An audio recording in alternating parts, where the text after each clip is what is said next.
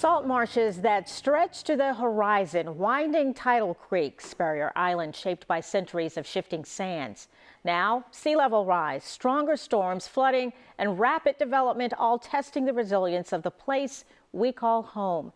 Meteorologist Sonia Stevens met with officials from Berkeley, Charleston, and Dorchester counties to see how officials are making the area more resilient. Tonight, she looks into what's being done in Dorchester County.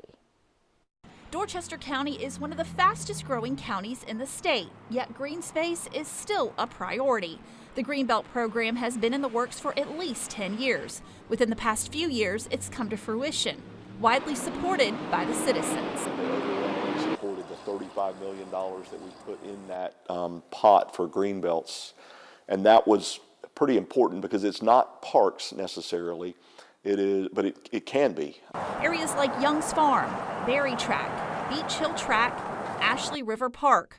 The goal is to protect green space. Whether it's conservation easements, whether it's fee simple purchases, those areas that we can put lifelong, perpetual conservation easements on or perpetually in conservation so that they are available to the public or at least conserved from future development.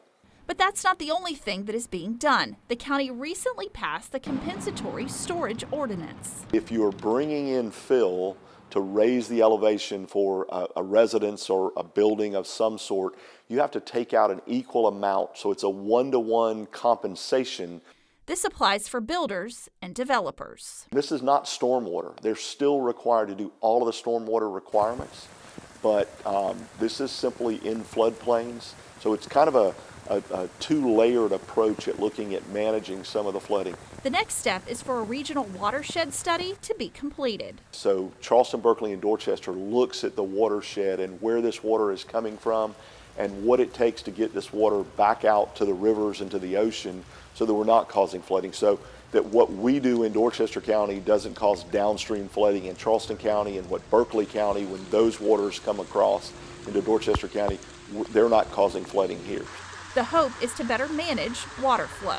I can show you maps along Ladson Road. If I showed you the maps from 2012, 2015, those flood maps look very different than they do today.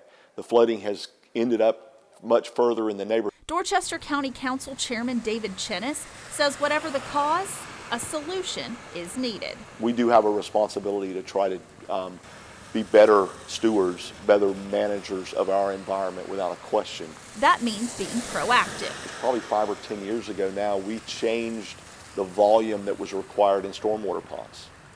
So I think we're at a 50-year standard now, and we were at 25 years. We've talked about a 100-year standard to try to make certain that the impacts on the citizens are not there. It's clear that resiliency isn't just one solution. It is not just what happens after a storm. It's how we're preparing prior to a storm, prior to some natural catastrophe like flooding, compensatory storage, changing our flood maps, changing the requirements in detention ponds. All of that is pretty critical in what we're doing.